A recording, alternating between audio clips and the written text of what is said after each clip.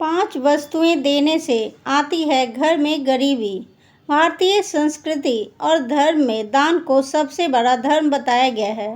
वेद, पुराण, उपनिषद और संत साहित्य सभी यही कहते हैं कि दान देने से पुण्य मिलता है और पाप मिटता है और आत्मा शुद्ध होती है।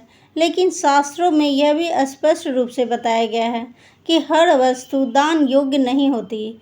कुछ वस्तुएं ऐसी होती है जिन्हें दान देने से पुण्य नहीं मिलता, बल्कि उसके विपरीत घर में दरिद्रता, दुख और अशांति प्रवेश कर जाती है। आज मैं आपको एक ऐसी ही कथा सुनाऊंगी जिसमें यह बताया गया है कि कौन सी 5 वस्तुएं देने से घर में गरीबी और संकट आते हैं। प्राचीन काल की बात है। उज्जैन नगरी में धर्मसेन नाम का एक अत्यंत दानी और उदार व्यापारी रहता था। उसका जीवन दूसरों की सेवा और भलाई में ही व्यतीत होता था। उसने अन्न क्षेत्र बनवाया, कुएं खुदवाए, गौशाला बनवाई और हर दिन गरीबों को दान किया करता। धर्मसेन की पत्नी सुमित्रा भी पति के समान ही करुणामयी और भक्तिपूर्ण थी। दोनों का घर खुशियों से भरा था। धन, मान, सम्मान और संतानों का सुख, सब कुछ उन्हें प्राप्त था। लेकिन मनुष्य का जीवन हमेशा एक जैसा नहीं रहता। धीरे धीरे उनके घर में अजीब घटनाएं होने लगी। पहले व्यापार में घाटा, फिर बीमारियों का प्रकोप और अंततः घर में कंगाली का आलम छा गया। एक दिन नगर में घूमते हुए ऋषि वरद मुनि धर्मसेन के घर आए। धर्मसेन ने आदरपूर्वक उनका स्वागत किया, चरण धोए और आसन दिया। फिर वह व्याकुल होकर बोला, धर्मसेन गुरुदेव, मैंने जीवन भर दान पुण्य किया, कभी किसी का बुरा नहीं सोचा, फिर भी मेरे घर में दरिद्रता क्यों आ गई? ऐसा कौन सा पाप मुझसे हो गया? ऋषि मुस्कुराए और बोले, वत्स, दान पुण्य का साधन है, परंतु हर वस्तु दान देने योग्य नहीं होती। कुछ वस्तुएं ऐसी हैं जिन्हें दान देने से पुण्य नहीं बल्कि इसके विपरीत फल मिलता है। तुमने अज्ञानतावश उन्हीं वस्तुओं का दान किया है, इसलिए तुम्हारे घर में दरिद्रता प्रवेश कर गई। धर्मसेन ने हाथ जोड़कर पूछा, गुरुदेव, कृपा करके मुझे बताइए वो कौन सी वस्तुएं हैं जिन्हें दान देने से दरिद्रता आती है। ऋषि वरद मुनि ने धर्मसेन और उनकी पत्नी सुमित्रा को 5 वस्तुएं के बारे में बताया जिन्हें कभी भूल कर भी दान नहीं करना चाहिए। पहला, अन्न का आधा हिस्सा, उधार या बिना श्रद्धा का दान। ऋषि बोले, वत्स, अन्न जीवन का आधार है। यदि कोई व्यक्ति अपना पेट काट कर दूसरों को अन्न देता है तो वह पुण्यवान होता है, लेकिन यदि कोई बिना श्रद्धा, मजबूरी या दिखावे के लिए अन्न दान करे तो वह पुण्य नहीं मिलता। विशेष रूप से घर का बचा खुचा अन्न, आधा खाया हुआ अन्न या अपवित्र अन्न किसी को देने से घर की लक्ष्मी नाराज हो जाती है और दरिद्रता आ जाती है। ऋषि ने बताया कि एक बार एक महिला ने जूठे बर्तन में पड़ा हुआ अन्न एक भिखारी को दे दिया। उसी क्षण उसके घर से लक्ष्मी ने विदा ले लिया और उसका परिवार भिक्षाटन को मजबूर हो गया। पुराना तेल या जूठन तेल। तेल को शास्त्रों में शक्ति और स्वास्थ्य का प्रतीक माना गया है।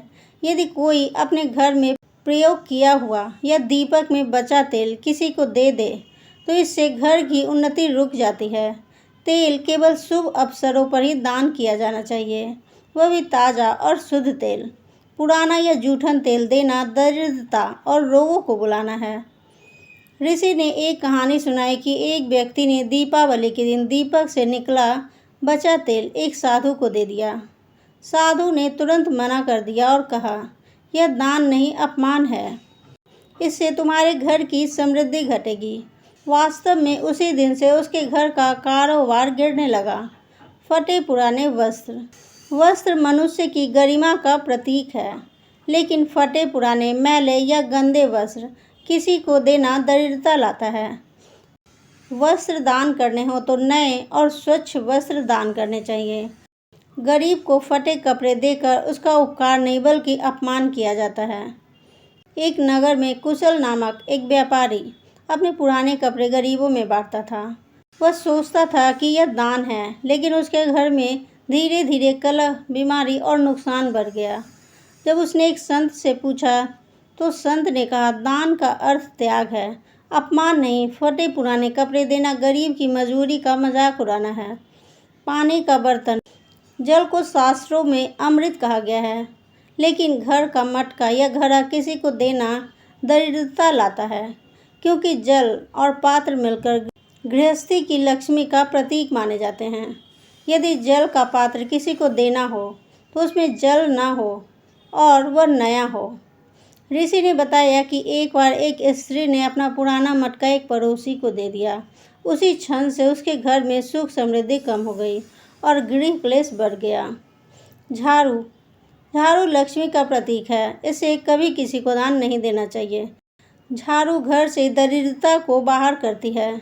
यदि कोई इसे बाहर दे दे तो वह अपने घर से लक्ष्मी स्वयं बाहर भेज देता है।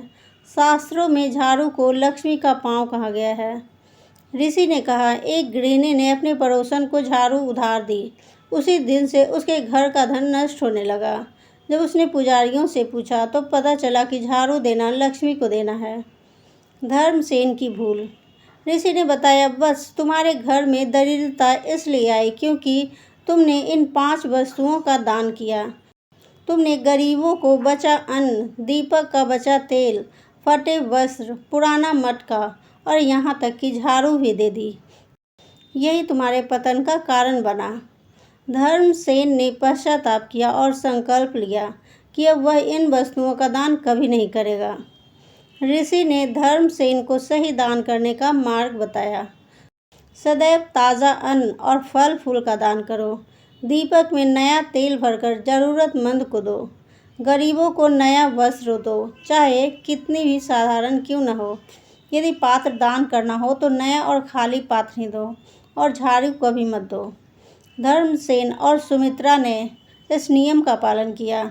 धीरे धीरे उनके घर में फिर से समृद्धि लौट आई और वे पहले से भी अधिक सुखी हो गए।